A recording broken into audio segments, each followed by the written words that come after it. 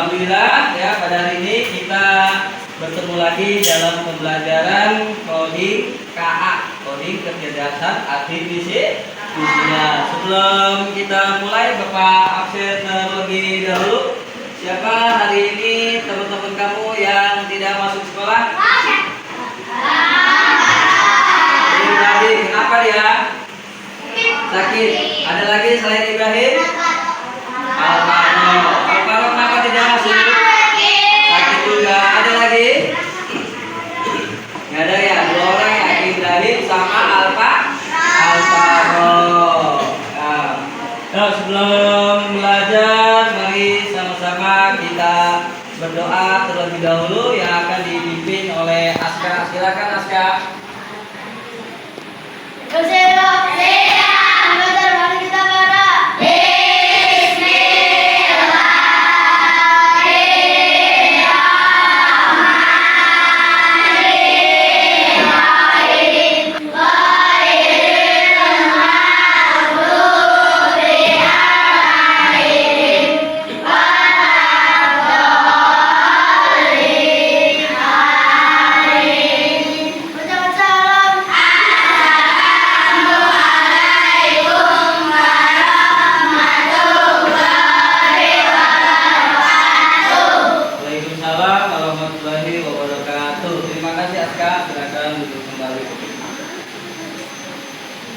Sudah siap? Tepuk semangat.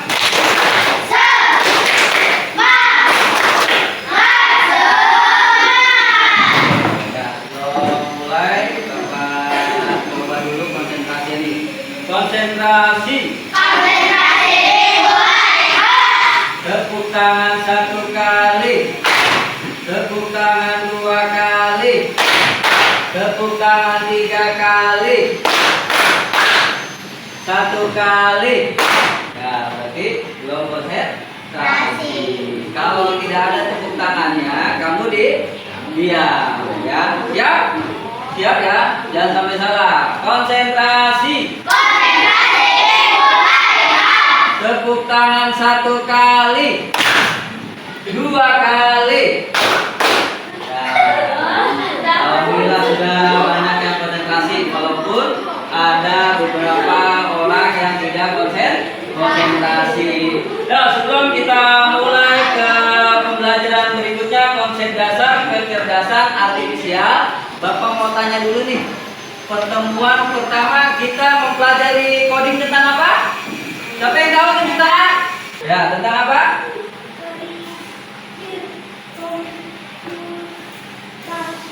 Berpikir komputasional. Apa itu berpikir komputasional? Ada yang tahu apa itu berpikir komputasional?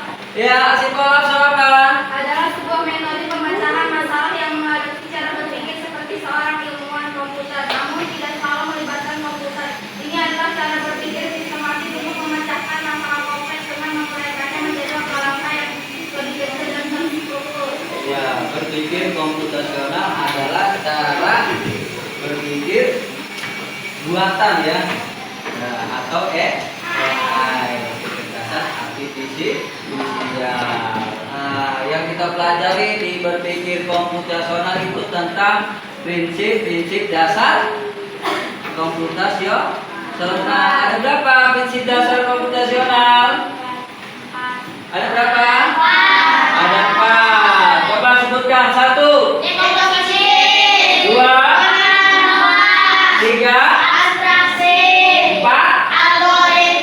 Ya, berpikir prinsip-prinsip berpikir komputasional itu ada 4. Ya, yang pertama dekomposisi, 2 pengenalan pola, 3 algoritma, 4 abstrak ya, abstraksi. Oke, kita lanjut ke materi berikutnya, yaitu konsep dasar kecerdasan artifisial. Sebelum kita lanjut ke materi, mari sama-sama kita berdiri untuk menyanyikan lagu Indonesia Raya. Indonesia Raya. Indonesia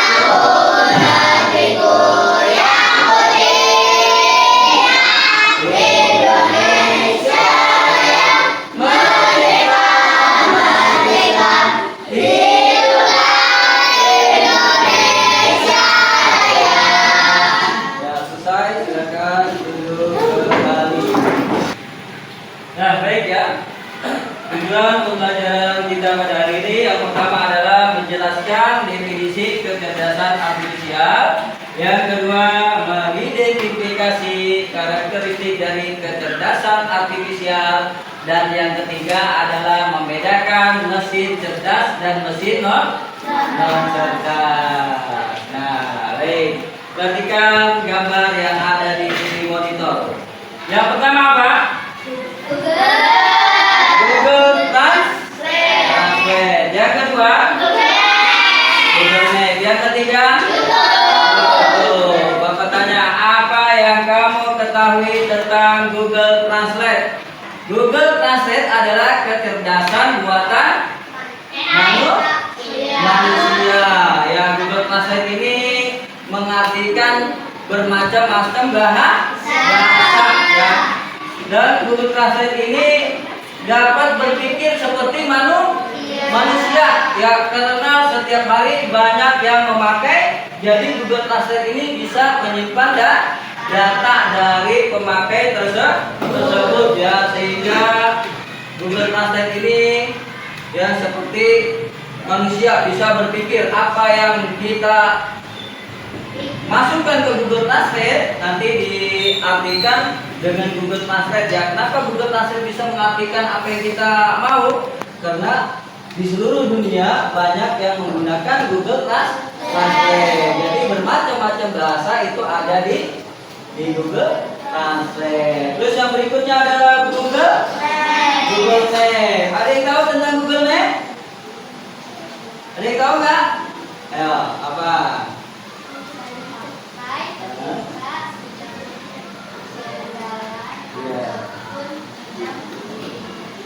Ya, bisa dipakai ketika kita sedang berjalan-jalan atau ketika sedang liburan. Maksudnya ini dipakai untuk mencari alamat atau untuk mencari tempat liburan ya, mencari tempat tujuan untuk liburan itu kita menggunakan Google Map ya.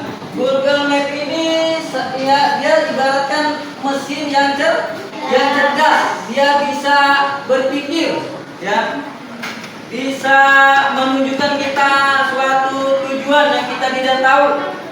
Misalkan kita mau ke liburan, mau ke puncak, kita tidak tahu jalan, tapi dengan memakai Google Map ya, kita diarahi oleh Google Map untuk mencapai tujuan tersebut ya. Google Map ini sama, dia bisa menyimpan data dari pemakainya. Semakin banyak yang memakai, maka akurasi dan ketepatan Google Map itu akan semakin baik. Yang terakhir apa? Yang terakhir YouTube. Pasti ini semua penggemar atau pengguna YouTube ya? Iya. Kalau pengguna YouTube, apa yang kamu ketahui tentang YouTube?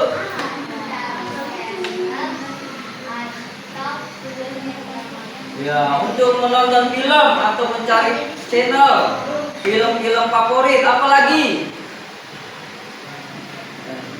Buat belajar bisa nggak? Bisa. Terus apa lagi? Menonton video pembelajaran. Kalau kita ketik nih materi pembelajaran matematika tentang aljabar, nanti di situ akan muncul. Dan video-video yang lain juga akan muncul tentang matematika. Karena YouTube ini ya bisa menyimpan data dari penggunanya. Ya, paham? Paham semuanya? Paham ya? Nah. Oke, kita masuk ke kegiatan inti kita ya. Apa itu kecerdasan artifisial? Kecerdasan artifisial adalah istilah pertama kali digunakan dalam lokakarya di Dartmouth College pada tahun 1956 untuk mendefinisikan ilmu dan rekayasa dalam menciptakan mesin cerdas, terutama program komputer yang cerdas. Menurut Kamus Besar Bahasa Indonesia dari versi 6 mendefinisikannya sebagai program komputer yang menirukan kecerdasan manusia seperti mengambil keputusan, menyediakan dasar penalaran dan karakteristik manusia lainnya. Ya, jadi kayak seperti tadi Google Translate itu dia menirukan kecerdasan manusia ya, karena banyak manusia yang memakainya ya. Secara sederhana, kecerdasan artifisial adalah teknologi yang membantu komputer belajar dari pengalaman dan melakukan tugas tanpa selalu perlu diperintah oleh manusia secara langsung. Nah, jadi mesin yang cerdas itu dia tanpa diperintah manusia, dia sudah bergerak dengan sendirinya ya. Kita lanjut karakteristik kecerdasan artifisial. Kecerdasan artifisial belajar dari mesin learning. Contohnya yang tadi nih, YouTube merekomendasikan video. Kalau sehari-hari kamu nonton SpongeBob di YouTube, itu kamu klik SpongeBob, itu bermacam-macam SpongeBob, bermacam-macam judul SpongeBob akan tampil di layar. Jadi ada bermacam-macam pilihan untuk kamu tonton. Yang berikutnya Google Translate. Google Translate semakin akurat dalam menerjemahkan karena terus belajar dari teks yang digunakan oleh banyak orang di seluruh dunia. Dari Indonesia ditranslate ke bahasa Inggris, dari bahasa Inggris ke bahasa Arab ya. Itu Google Translate sudah semakin akurat menerjemahkannya karena banyak yang menggunakannya. Ya, sekarang kita lanjut ke kecerdasan artifisial mampu beradaptasi dan meningkatkan performanya. Ya, contohnya apa? Aplikasi peta seperti Google Maps ya.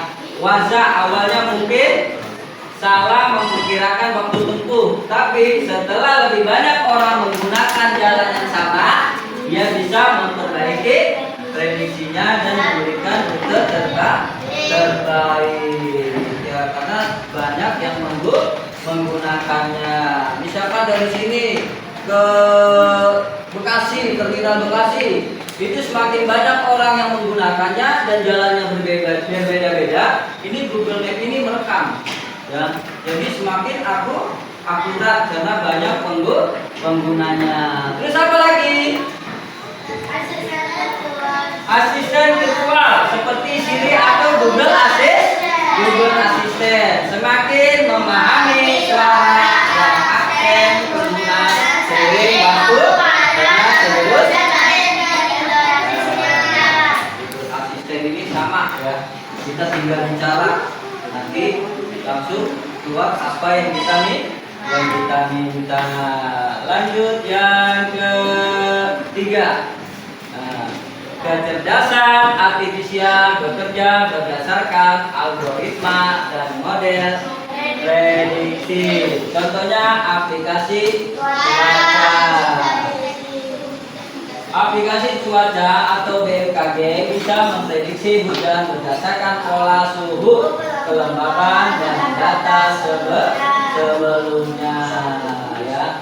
Terus yang berikutnya aplikasi.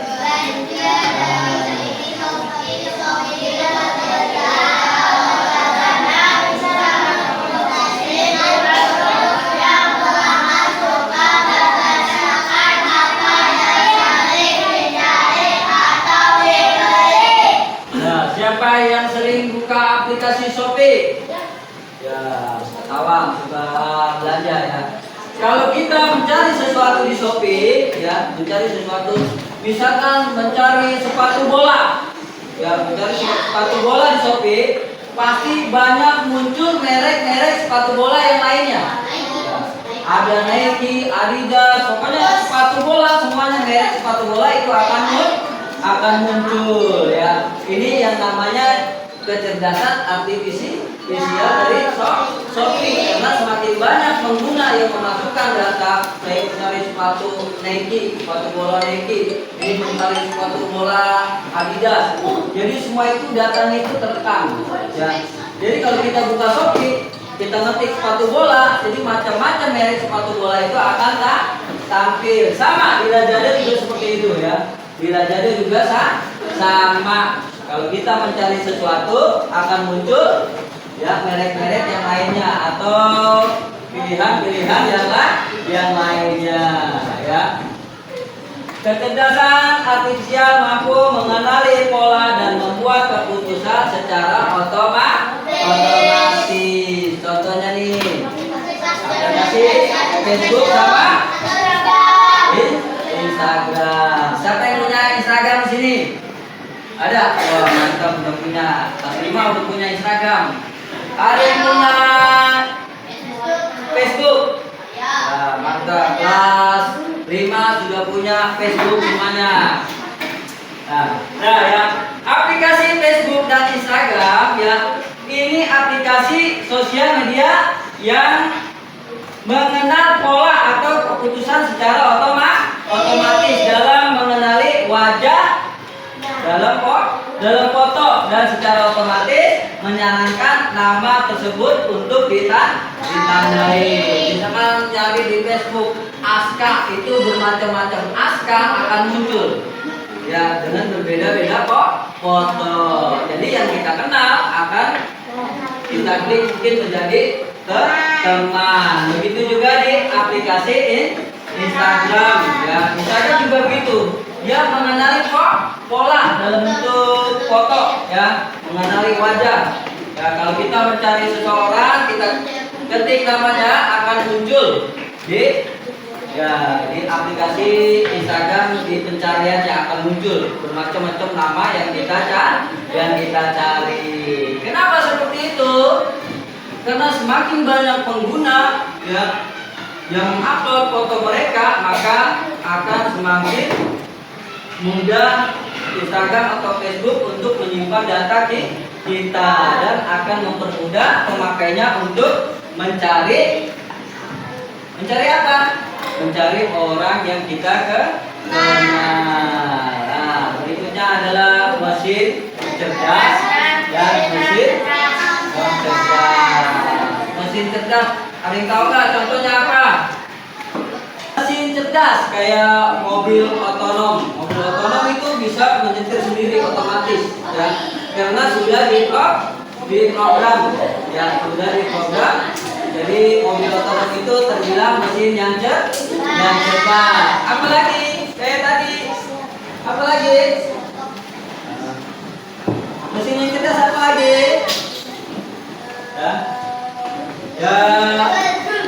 Ya, Google. Terus apa lagi? ChatGPT. Apa lagi? Gemini. Apa lagi? Oke, sekarang mesin non cerdas. Ini mesin bukan? Ya. Namanya apa? Ini mesin yang cerdas apa non cerdas? Non cerdas. Kenapa dibilang non cerdas?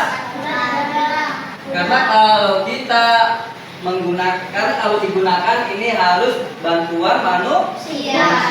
Menukar monitor harus dengan bantuan manusia. Kita tekan dulu tombolnya, baru monitornya bisa keganti. Tapi kalau mesin non cerdas itu dia berpikir seperti manusia. Tanpa bantuan manusia, mesin itu sudah dapat memberikan keputusan. Ya, paham ya? Aspeknya. Dari aspeknya cara kerja mesin cerdas. Bisa belajar dari pengalaman dan berbagai Mesin cerdas itu bisa belajar dari pengalaman dan memperbaiki kinerjanya. Coba kalau yang non cerdas. Saya belajar sesuai instruksi yang sudah dilakukan.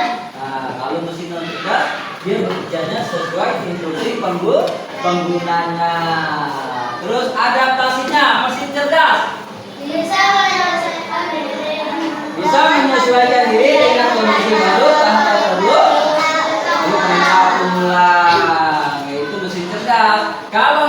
cerdasnya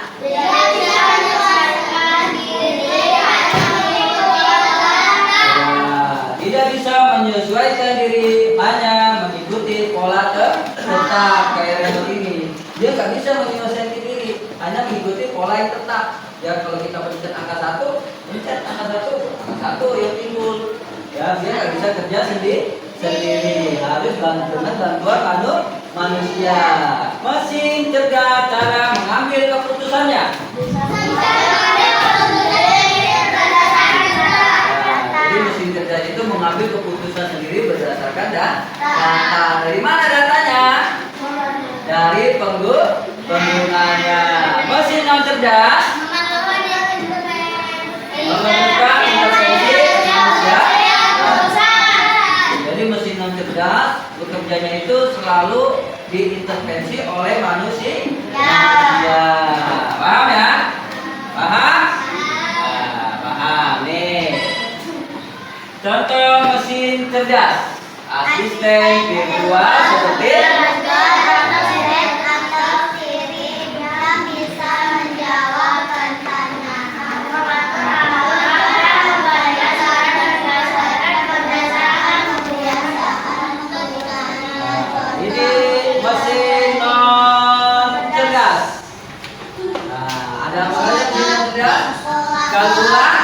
kalkulator.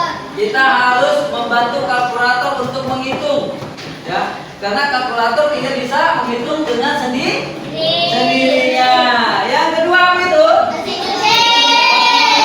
Bisa nggak kita naruh baju langsung bersih? Nggak bisa, karena mesin cuci ini ya mesin yang non cerdas. Cara kerjanya harus dibantu dengan manusia atau penggunanya, ya. Oke, paham semuanya?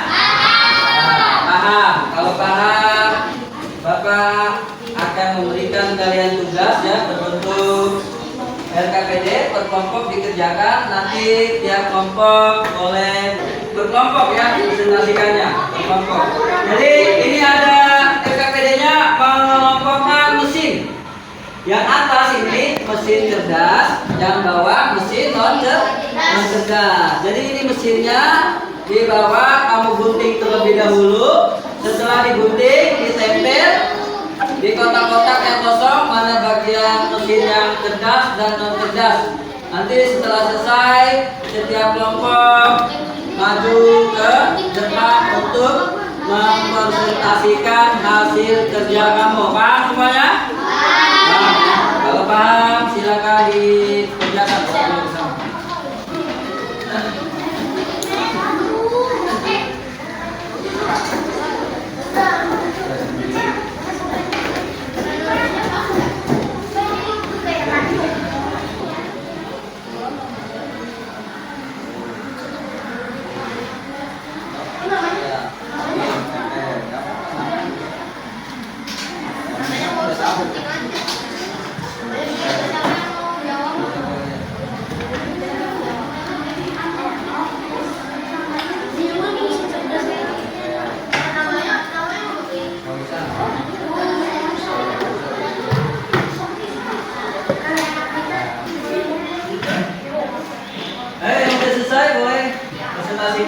Hasil kerja kelompoknya di depan.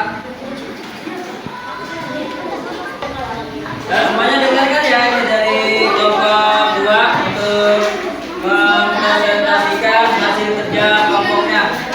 Ya, siap dimulai. Ayo, kalian.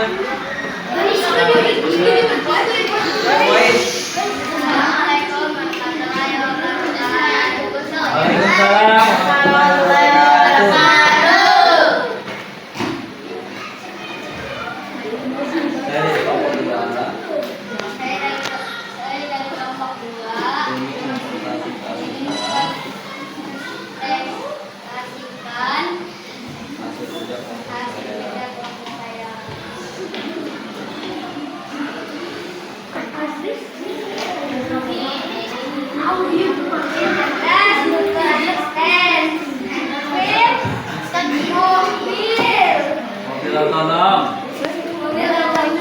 Terus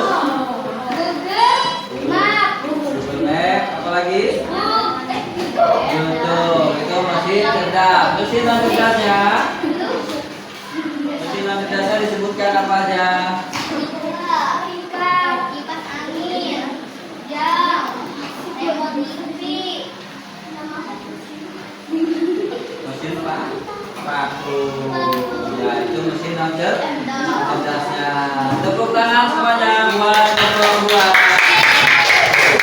Terima kasih kelompok 2. Berikutnya perwakilan dari kelompok 4, silakan maju. Kelompok 3, kelompok 3.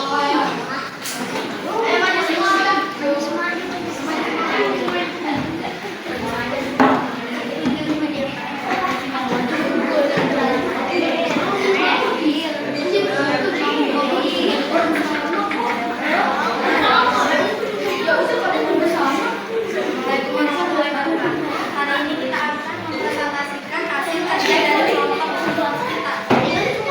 Jadi untuk mesin cerdas kita yang pertama kita memberikan itu karena dia bisa mendata riwayat tontonan kita. Yang kedua kemudian karena dia bisa mendata ruangan kita. Lalu ketiga kita memberikan Google Assistant karena Google Assistant bisa membantu kita dalam segala hal. Yang keempat, mobil otonom karena mobil otonom dapat bergerak sendiri dan mendarat tempat yang ingin dituju. Nomor 5, Google Maps. Google Maps bisa mendata apa yang kita ingin tuju. Jadi semakin banyak kita menggunakan Google Maps, semakin bagus juga kinerjanya. Untuk yang non cerdas, kita memberikan kipas angin karena kipas angin itu membutuhkan tenaga manusia karena harus memencet. Yang kedua, yang mesin cerdas kita memberikan setrika karena membutuhkan colokan dan tidak dapat mendata apapun. Nomor 3 kita memberikan kalkulator karena kalkulator membutuhkan manusia untuk memulai berhitung. Nomor 4 kita memberikan jam karena jam tidak bisa mendata apapun dan hanya bisa menunjukkan suatu waktu. Nomor 5 kita memberikan Netflix karena tidak dapat mendata apa yang ingin kita buat. Sekian, terima kasih. Terima kasih buat kelompok 3. Berikan tepuk tangan buat kelompok 3. Oke, berikutnya kelompok berapa yang mau maju? Silakan.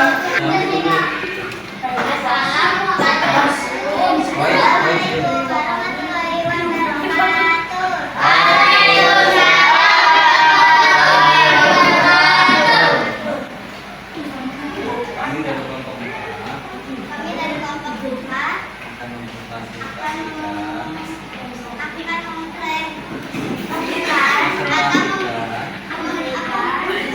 Mempresentasikan mesin cerdas ada YouTube, Netflix, Google Assistant, dan mobil otonom dan Google Maps. Di sini mesin cerdas ada remote TV, setrika, kipas angin, jam, dan robot vakum. Terus? Sudah? Mesin cerdas dan mesin non cerdasnya benar gak semuanya? Benar ya? Nah, kalau benar tepuk tangan buat kelompok 4. Waalaikumsalam warahmatullahi wabarakatuh. Terima kasih untuk kelompok 4 yang telah mempresentasikan hasil kerja kelompoknya. Baik, untuk tugasnya tolong dikumpulkan nanti untuk dinilai. Kumpulkan.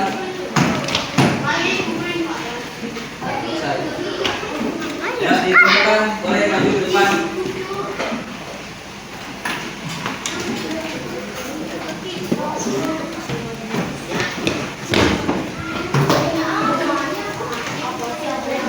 Ya, baik, setelah kita mempelajari kecerdasan artifisial tentang mesin cerdas dan mesin non cerdas, apakah kamu sudah paham? Ada pertanyaan? Ada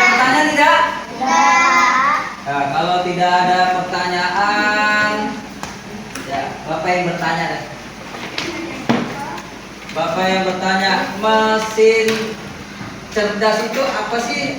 Asifal Hafsah, tolong dijawab. Mesin yang dapat mendata dan dapat memperbaiki kinerjanya jika terus dipakai. Ya, mesin yang dapat mendata dan memperbaiki kinerjanya bila terus digunakan, atau mesin yang dapat menyimpan data kalau sering digunakan. Terus kalau mesin non cerdas, Mesin yang tidak dapat mendata dan memerlukan manusia untuk bekerja. ya, mesin yang tidak dapat mendata dan memerlukan bantuan manusia untuk bekerjanya. Jadi tidak dapat bekerja dengan sendirinya. Beda dengan mesin cerdas. Tepuk semangat.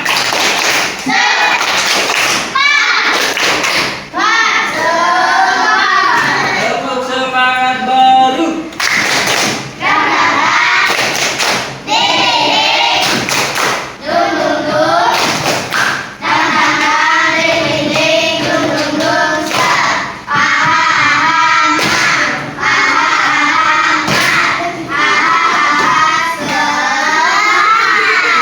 Baik, jadi kesimpulan pembelajaran pada hari ini adalah, ya, kecerdasan artifisial adalah kemampuan mesin untuk meniru perilaku, berpikir, belajar, dan mengambil keputusan layaknya manusia melalui algoritma dan data. Ya, itu mesin cerdas.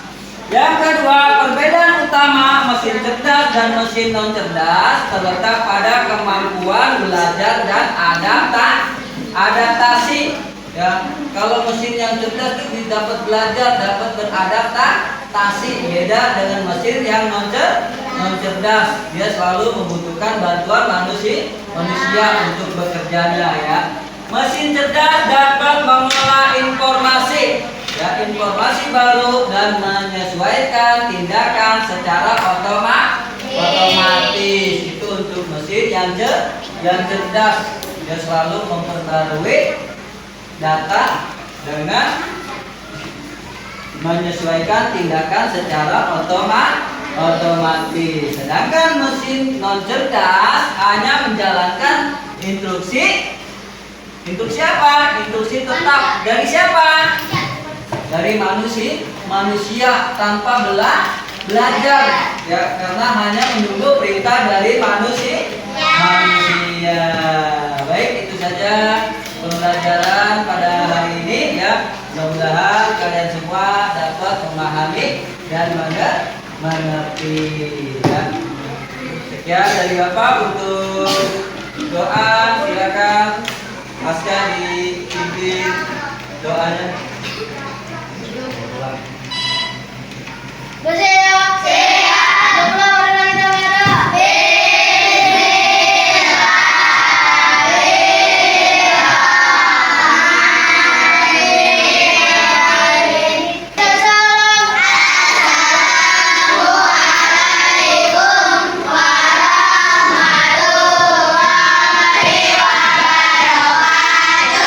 Waalaikumsalam warahmatullahi wabarakatuh.